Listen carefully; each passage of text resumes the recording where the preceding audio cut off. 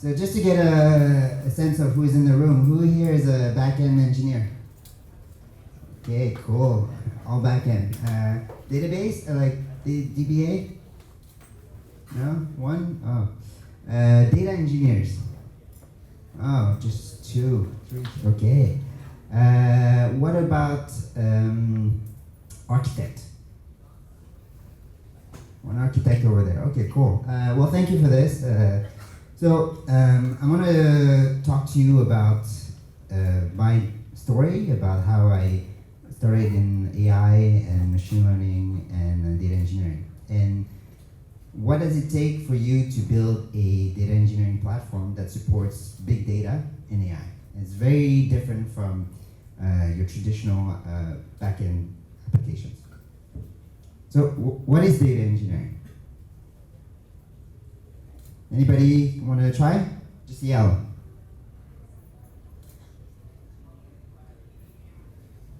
Nobody wants to try what's data engineering? Everybody's shy? Even in Vietnamese. Anh cũng biết nói tiếng Việt Nam mà chứ. Data engineering là cái gì?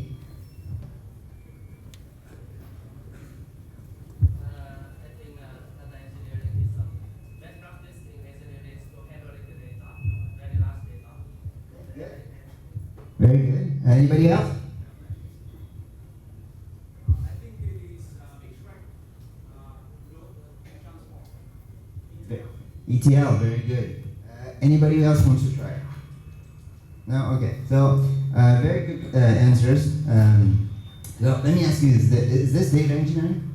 So, typically you load a CSV file, you write a program, and then you upload it to some sort of database. Who thinks this is data engineering? Raise your hand. Nobody thinks? Oh, one person, good. 2, good. Okay, nobody else? You've all written something like this, right? Oh, 3, good. What about this? Is this data engineering? Who thinks it's data engineering? Raise your hand. More people think this is data engineering. All right, cool. Thank you. So data engineering for me is basically what, like the person over there said, it's kind of like ETL. It's taking data and then transforming it into some sort of other data, right? So you have your source data, which is often coming from events, and then you write a program that basically transforms that data. And that's, for me, the basic definition. Some people may disagree with me, but that's my definition. So when you look at backend and data, backend is often a user, right? A user triggers an action, there's some sort of API or program, and then writes to the database. So here, the person is triggering the action and then saving to the database. And that's kind of different. So is this data engineering? For me, in my definition, yes. Because you have your event data, you have a transformation of the data, and then you have the new data, the transform data. So yes, but as you can imagine, if you write this at work for big data, you will get fired, right? So now, what is big data engineering? So I'm not gonna debate what is big data and what is not big data. What I'd like to talk about first is where is big data, right? So can anybody think about the first time we started to use big data in engineering, in history, like in 1990s or 2000, like who's the first company that started using big data? Anybody want to try to guess? Like which industry? One? Huh? Telecom? Yeah, sure. Telecom has a lot of good, a lot of data to process at scale. Anybody else? E-commerce. E-commerce, very good. Stock market. Yeah, so I mean, a lot of it is about, for me, historically, it started with historical processing of reports, right? So you want to know, for example, in telecom, like what's the revenue we have this month? So you have all the data for every day, for every bill paid, and then we transform that data into a report that somebody in the business team can read. Obviously, gaming is very big with big data, right? So a lot of events happening with players, a lot of events like somebody shooting somebody in a game, or surviving, or gaining some health points, and you need to transform that data in a summary, right? So who won the game, right? And you have all this event data, and you want to summarize it. Who is the leaderboard on the who's the leader on the board for this game, right? And obviously nowadays all the big companies like Google, YouTube, Facebook, just processing a lot of data at scale. So okay, so let's look at Facebook, right? How do you think they're querying this, right? Are they doing something like this, like a select star?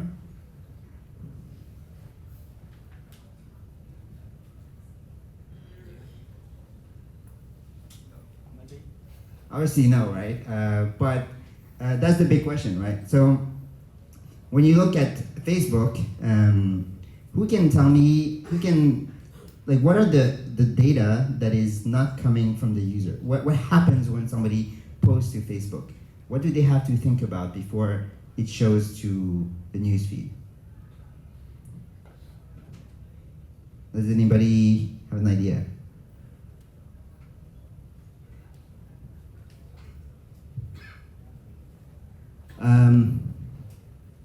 What about those elements, right? So there's a lot of questions that Facebook needs to do, a lot of processing when somebody just posts a story, right? So is this, how relevant is this in my story, right? So is this gonna be at the top of my friend's newsfeed, or is it gonna be at the bottom, or is it number 2, number 3?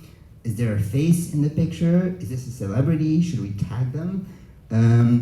Here you have a friend, Courtney, who likes this post. Is that good, better for the ranking of the post, or is it lower, right? Is anybody tagged in the picture? And privacy, is this public? Is it private? Is it to my friends? Is there racism? Is there vulgarity in the post, right? So Facebook is doing all of that just for one post of a picture, right? And so how is it doing this? You have another example is YouTube, right? So on YouTube, you're just uploading a video, a title, and a description. But there's a lot more information that you can see here that's not coming from the user, right? Can anybody identify which spot? Like, what is the data that the user has not uploaded here?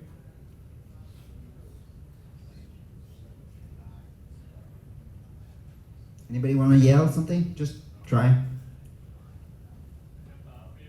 Huh?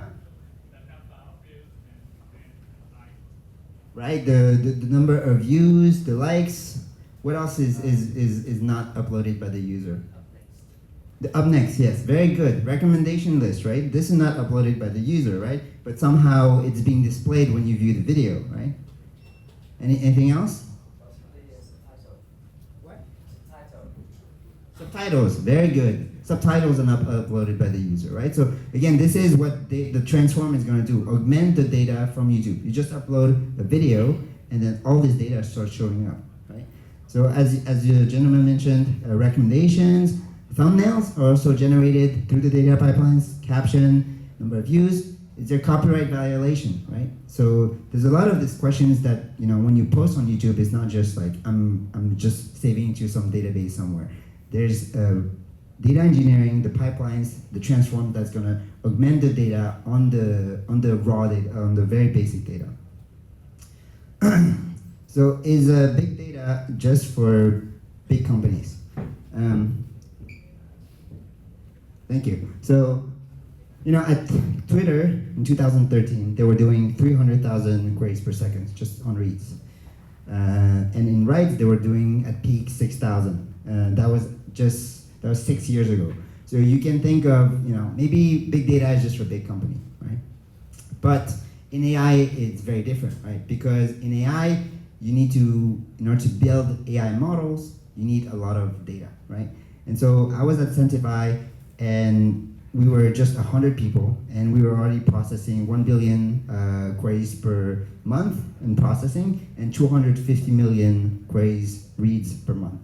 And now at Quod AI, we're processing over 500 million lines of code and 2 terabytes of data, and we're less than 1 year old. So if you want to go into AI, if you want to architect those systems, you need to know how to architect with big data from day one.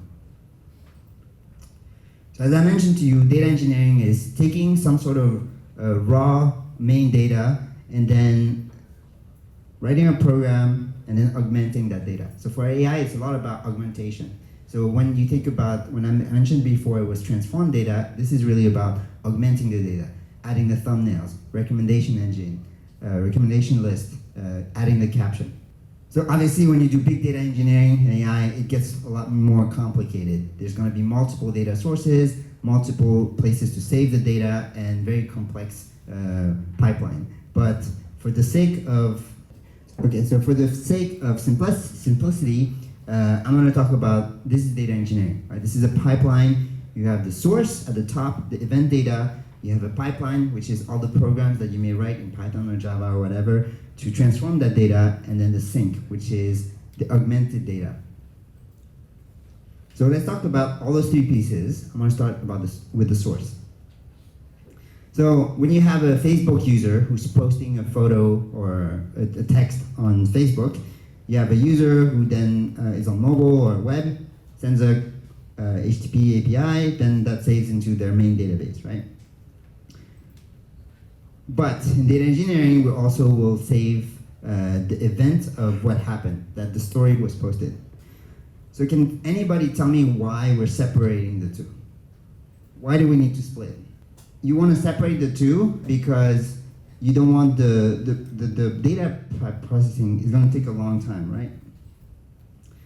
So you want the processing to be asynchronous because it's going to take 3-5 seconds, right? At Twitter in 2013, it took about 5 seconds for the message to be spread across all the followers, right? That's 5 seconds. And when I'm on my mobile app and I post to Facebook, I don't want to wait 5 seconds, right?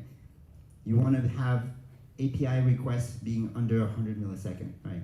Because that's the maximum time a user will wait. So the pipeline usually take a lot more time. So you separate it into architecturally into a separate process and do it asynchronously. So what's in the event data, right? So you have the post from Facebook, and then you basically just have a separate event or data that is just referring to the previous one. And you keep track of that as a log, and you pass it on to the pipeline. So let's talk about batch processing. So batch processing is one way to process data in data engineering. And what you do is usually split the data from the event data and then run a scheduler and have different data pipelines just right to the database, right? Let me ask you, like, what if we're using you're an architect and you want to choose the database for the event source, right? Which is the database that is just right here. What type of database would you choose as an architect? What's the best database that would store the event data from when a user posts to Facebook that a story was posted? Anybody want to try? Huh? Cassandra, cool. Not a bad choice. Anybody else?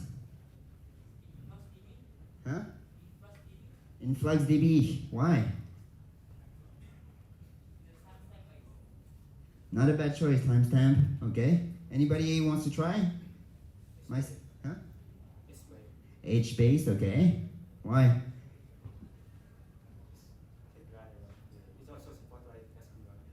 Okay, so columnar type of storage.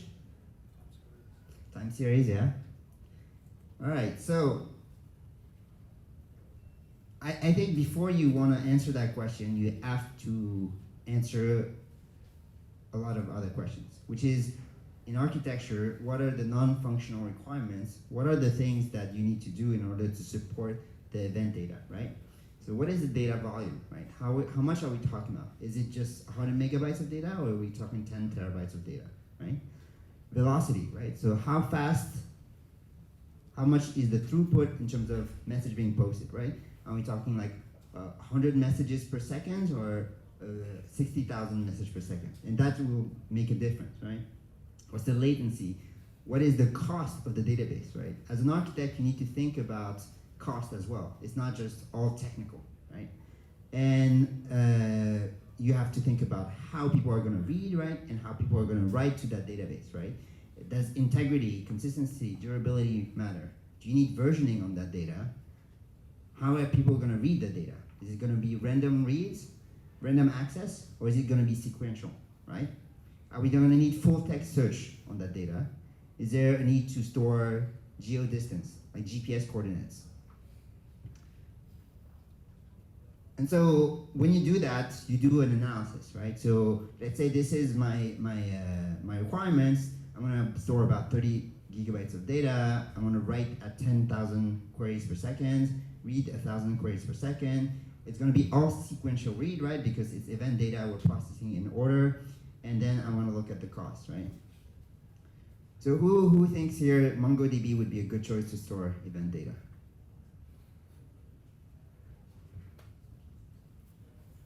Did I put, yeah? Yeah, okay, good. What about other people? Any other ideas? Other databases?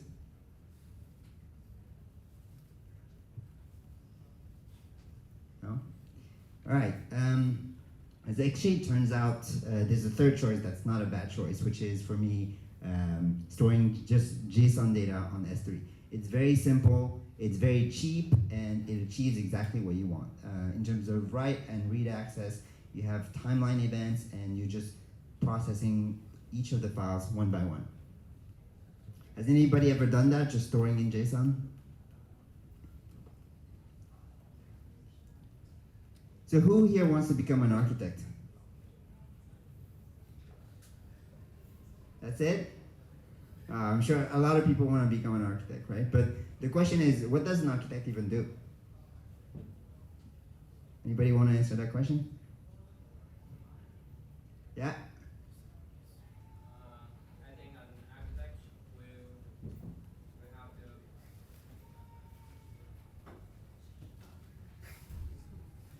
think an architect will have to answer the pros and cons of each solution and technology, and to bundle it together to solve the problem. Very good. Answering, like, an architect needs to answer for the pros and cons, advantage and disadvantage of each technology. What else does an architect do? Everybody's shy? As an architect, you first have to do 3 things. I'm going to give you hints, right? So this is what I think an architect should do. Some people may disagree with me. So pros and cons analysis, that's very important, right? So he needs to analyze a lot of the technologies and make a choice that makes sense, right?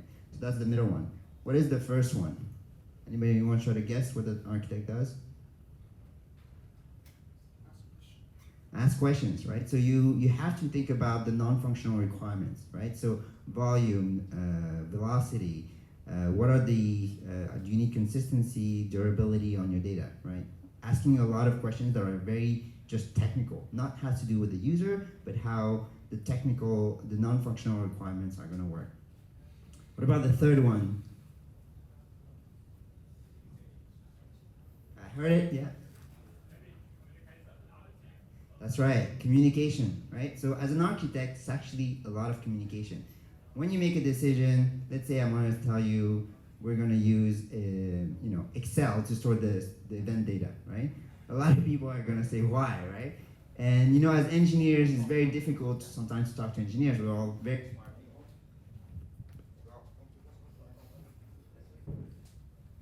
We're all very smart people. But sometimes we're going to ask a lot of questions about why certain choices are being made. And it's not like you can just fire your employee just because he doesn't agree with you. Explain to him why you made that decision. And it's not always easy because sometimes we have a little bit of ego as a software engineer, right?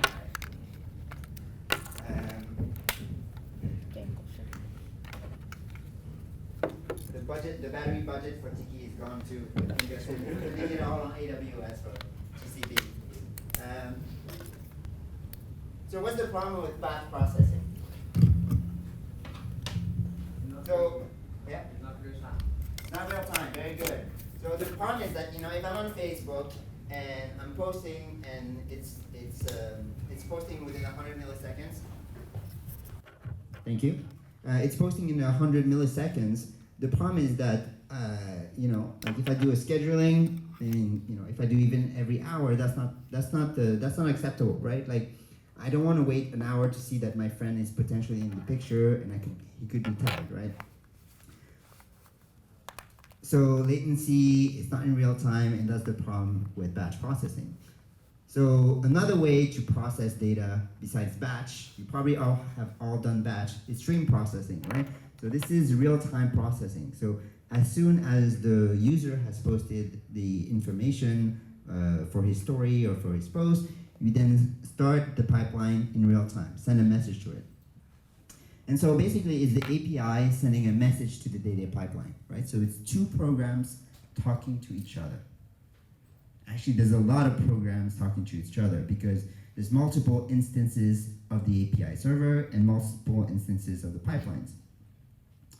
So, oops, I gave you the answer. Right? Yeah.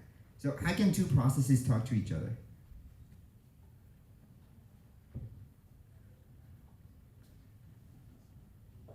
So you have a process that's in Java and another process in Python. How can they talk to each other? Huh? Socket, yeah. Okay, networking, sort of like, yeah. Disk is another way, very good. Memory, yeah, but if in different language, it's a little bit more difficult, right? Yeah.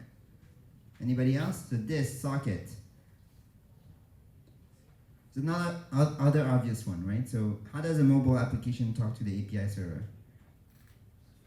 We have messenger. Hmm? We have Facebook Messenger.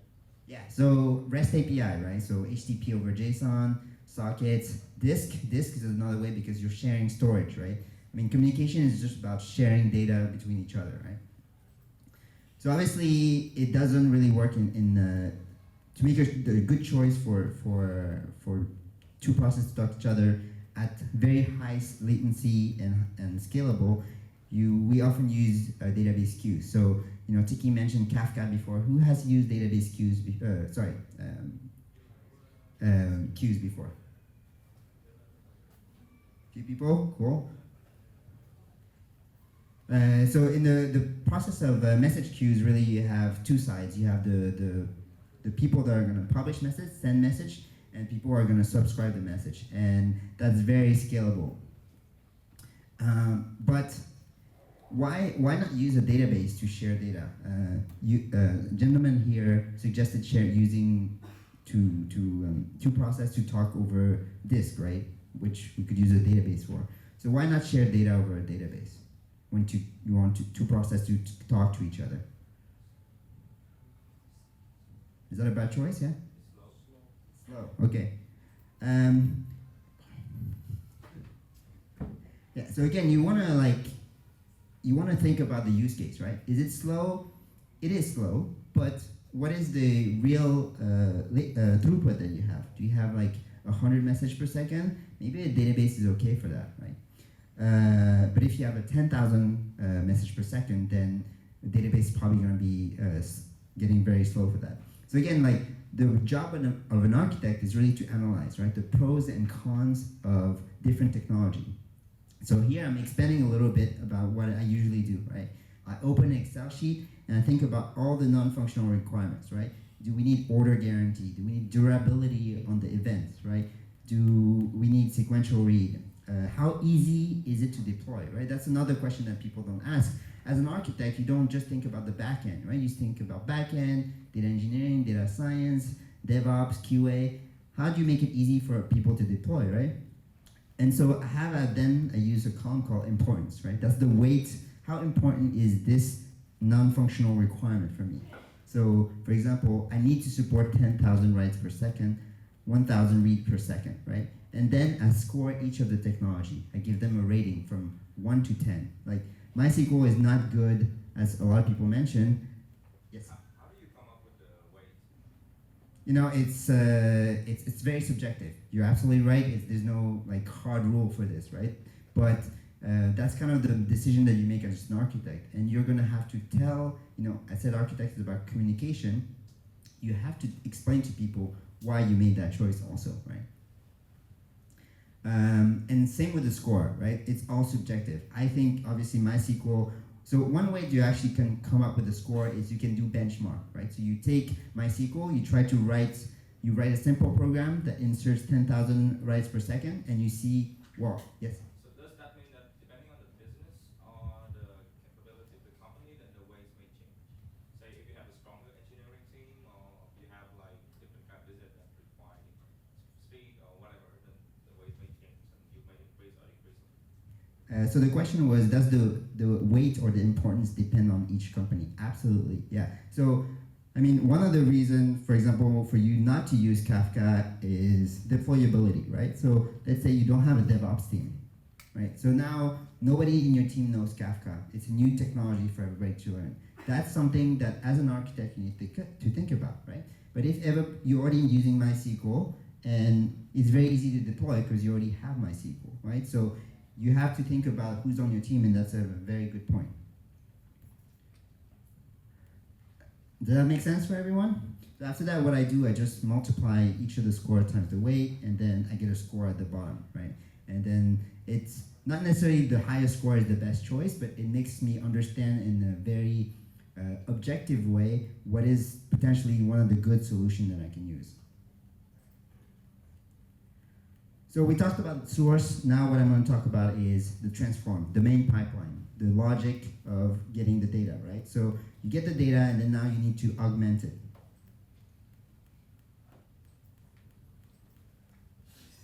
All right, sorry.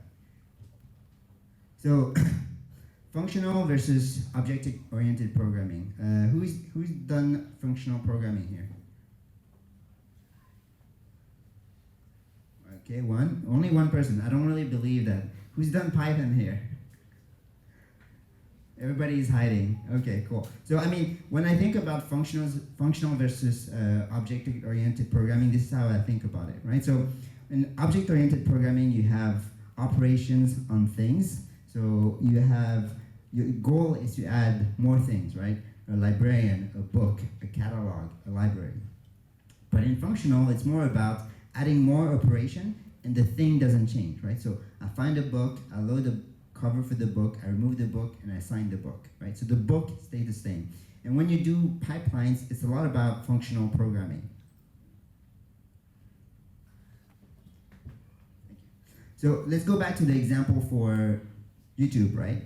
Basically, after YouTube API sends a message to Rabbit of Kafka to their pipeline, what's going to happen is that there's a step, each transform in the pipeline is going to do one action, right, to augment the data. So one is maybe generating thumbnails for the video, right? Another one may find similar video for the recommendation list. Another one may transcribe captions, right? So it's the same video, but you're loading different data and you're doing different logic on it. And the final one may send a message to all the subscribers of the YouTube video. So when you do transform, sometimes you need supporting data, external data, right? So let's say there's an event that sends a user ID and GPS coordinates. Does anybody know what those GPS coordinates are? Where is it in the world? Does anybody know what 1076.106 is? Where is that? It's New York? Ho Chi Minh City, yes, thank you. Yeah, so here, for example, let's say in the view you want to query by countries, like I want to see all the, I don't know, the candidates that have signed up in Vietnam, for example. This 1076.106, the user is not going to search by latitude or longitude, right? They're going to search by country. So you need here to query the data that's going to say where the city is based on the longitude and latitude, because the user will not query by GPS location, latitude and longitude. And sometimes you have internal supporting data, right? So data that is internal, but sometimes you need external supporting data, right? So here we have Google as an example. What is the data that they're using externally here to augment the search? So they have their main data, which is the search crawl results. And can you identify what is the data that they use externally, that they load from other sources? That's right. So all of this, right, is this external supporting data, right? So when you do a query on Google, it doesn't just like make the Ajax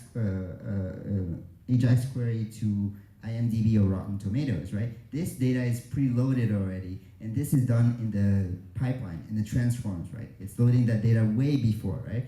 And as you can see here, it even gets the data from very specific elements in that website, on those websites, right? So in terms of availability, here you have APIs, here you have a data pipeline. One of the advantage of the API is that the requests are threaded, right? So when you crash in a thread, it's okay, right? Because you don't crash the entire server. But in a pipeline, if you crash the entire pipeline and the processing just stops, right? So availability, which is the non-functional requirement of your program to just stay up and running and be fault tolerant, is very important in data engineering. Okay, so let's imagine this situation, right? So you work at Facebook and you say to your boss, I've reduced the API request from 100 milliseconds to 10 milliseconds. Do you think the boss will be happy? Who thinks the boss will be happy? Okay, who thinks the boss will be unhappy? Nobody thinks the boss will be unhappy?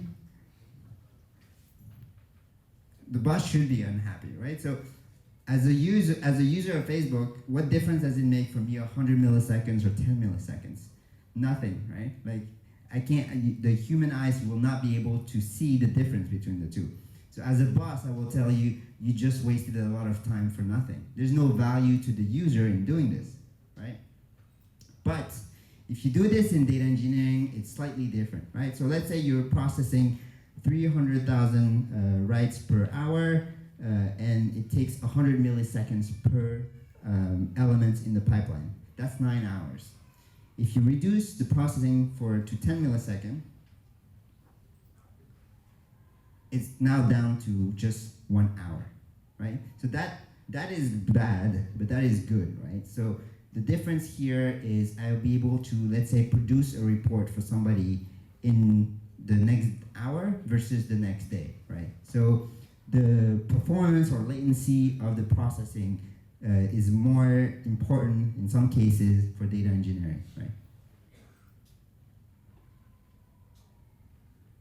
So another thing you might want to do in a transform in a data pipeline is getting the face or the friend of the celebrity, right? Whether this picture is of a friend or a celebrity, right? But where's that data coming from? So you're in the pipeline, you're writing, you get the post, you get the picture. Where do I query the fact that this is a person or a celebrity? How does the Facebook even know? Anybody know? Anybody has an idea? Is there a database somewhere where you can just post a picture and then, what database are they using for doing that? No?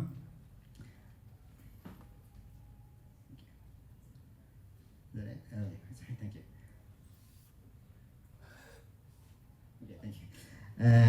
Well, there's no database to do that, right? So here in the transform, it's very frequent that you need to call AI models, right? Doing computer vision on pictures, and you have to, and this slows down a lot, right? Predictions on AI models are not always very fast, and that's something that you need to take care of, right? There's no database that will match a picture to somebody's name. And so now you have inside the pipeline, inside each of the transform, you need to call AI model. So what is a good way for processes to talk to each other at very high speed? So now this has to be synchronous, right? Anybody know? Anyway, I'll let you do that as an exercise. So we talk about the source of the event data, we talk about the pipeline, how it's processed, and now let's talk about how the data is stored, the sync, right? So what is a good database for syncing data?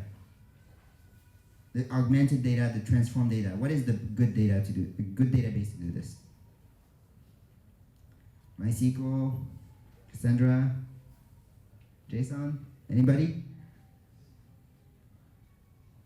No? Don't know? Okay, so again, as an architect, you need to ask questions, right? Who's going to read the data, right? Is it one user? How is he going to read it? Is he going to read sequentially, blah, blah, blah?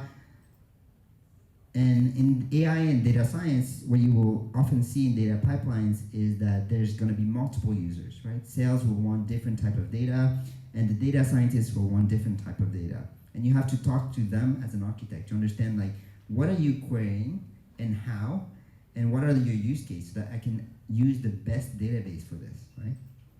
And so, oftentimes in data engineering for big data and AI, you will get very different user asking very different questions, right?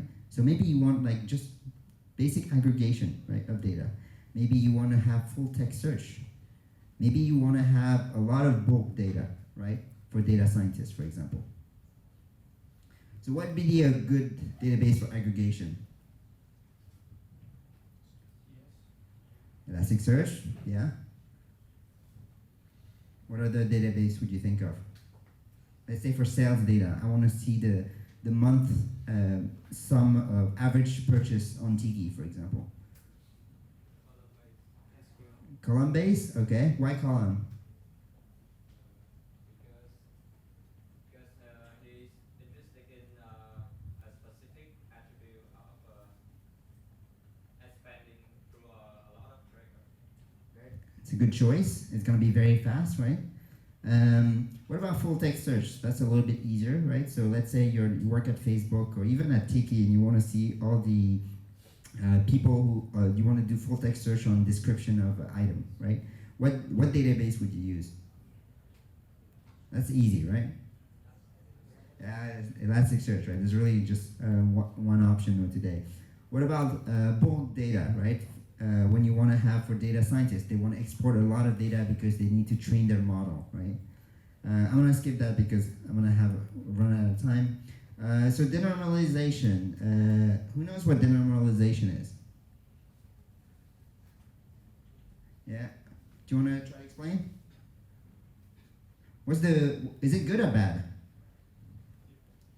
Depends on what you want. Okay. Okay. Why would you want normalized data and why would you want denormalized data? When you normalize, you reduce the duplicate. Okay, good. When you normalize, you reduce one duplicate. Yeah. One duplicate means like faster reading speed. Very good. So denormalized data is basically the benefit of denormalized data. And again, as an architect, you need to think about pros and cons, right?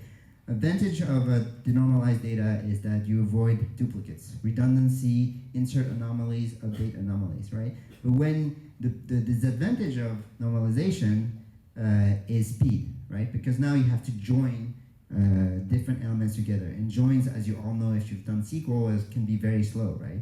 Denormalization is great, right? Because you get all the data in one go.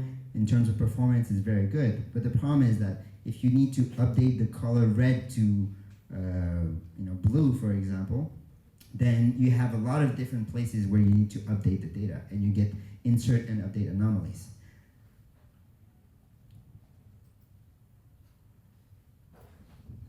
Anybody know BCNF? No? Voice code normal form. So I'm not going to go into it, but it's a type of denormalization. If you really want to become a data engineer or an architect, look it up. Thank you. Cap theorem, I think everybody's probably heard of it. I'm not going to go over it either. Sorry. Yeah. So, can you go back one second? Thank you. Okay. So, sometimes in the pipeline, so I mentioned we're doing a lot of streaming, right? Everything is real time. The user doesn't want to wait. But what's a reason for rerunning the entire pipeline?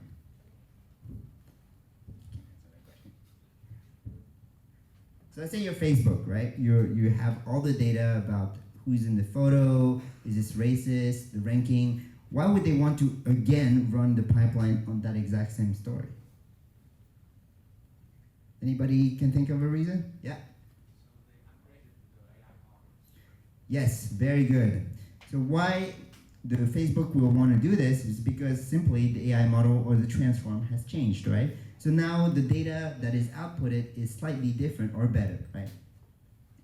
And so this is often called backfill. So I think people at Tiki mentioned that you're rerunning the data again. It's on the historical data, and you're applying the new model or the new logic, because the data output will be different. And so I'm not going to go into, what is idempotency? Does anybody have a definition?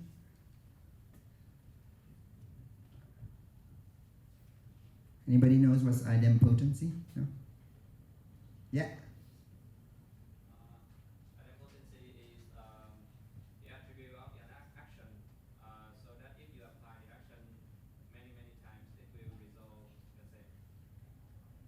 The result will not change. Exactly, very good. So basically, if I run a function on the set multiple times, I will get the same results, right? In math, it's f of x equals f of x. And basically, for example, if you're building a bank account app and you're trying to add funds for an API, and you want to transfer $1,000, if the user pressed twice, it's not going to change the balance twice. And the way, for example, to do this is to store some sort of identifier in the actual API call. So the reason for backfill, as somebody mentioned over there, is the AI models change, right? Sometimes AI models don't work very well. So I don't hear a lot of laughs, but basically Facebook thought that this was a face. And if you look it up, you can see the eyes and the nose and the mouth. So sometimes you get it wrong, and that's why you want to run the pipeline again, because the models have improved and you want to get rid of that bad data, right?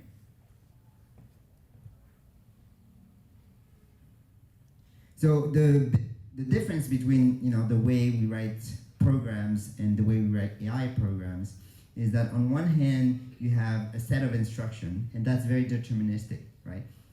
When I run the program, I should whatever is the output of the program, I can rely on. But in AI models, it's all about probability, right? So now I'm not sure if something happened or not. It's not black or white. It's 93% right or 94% right.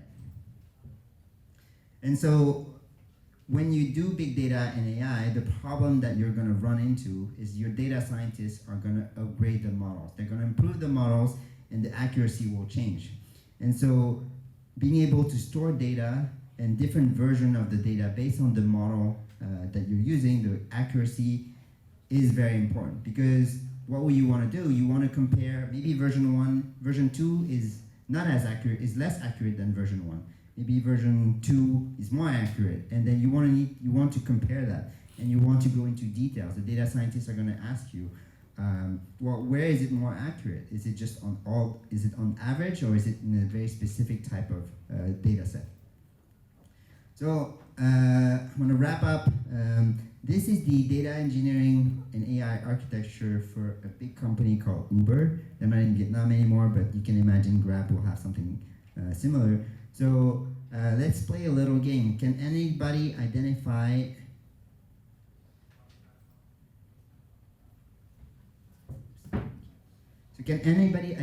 in this architecture where is the Uber iOS app, the client app?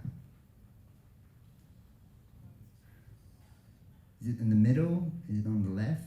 Is it on the right, top left, bottom right, bottom left, bottom, center?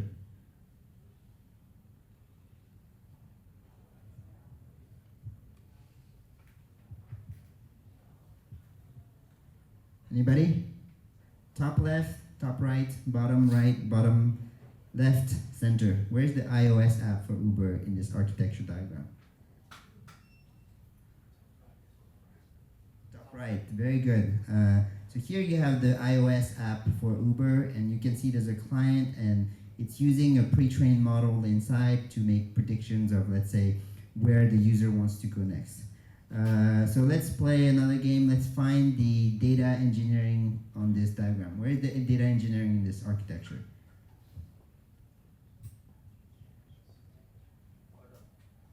Bottom? Bottom left or right? Bottom left, yeah. So bottom left and top left, that's the streaming of the data, right? You have Kafka or whatever message queue and a streaming engine that can store all the data. And then on the left-hand side is the processing of the pipeline using Spark.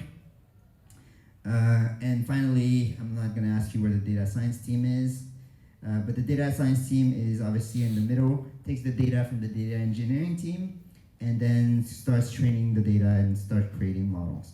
The models, as you can see, are versioned because you want to keep track of when the AI models improve.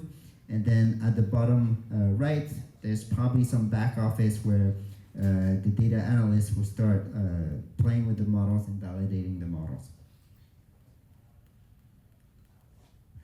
So, non-functional requirements as an architect, this is kind of your cheat sheet, the ilities of architecture, right? And who has seen this list before?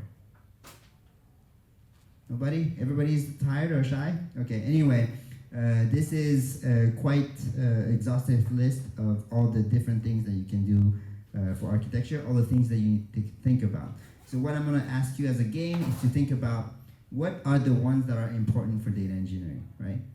If you're building big data and AI, which of the ones you want to be, which one are the ones that you want to care for? Anybody want to try? So you can't care about all of them, right? It's going to cost you too much. You cannot have a system that is going to be perfect at everything here. So you have to choose. And as an architect, that's your analysis. You have to make a choice. So which one are, like, can anybody want to try one? That's very easy.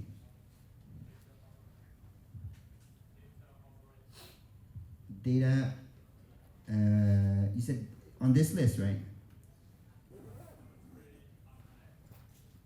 Performance. Sorry, interoperability. Okay, that's a good choice. Supportability, very good. Deployability, also good.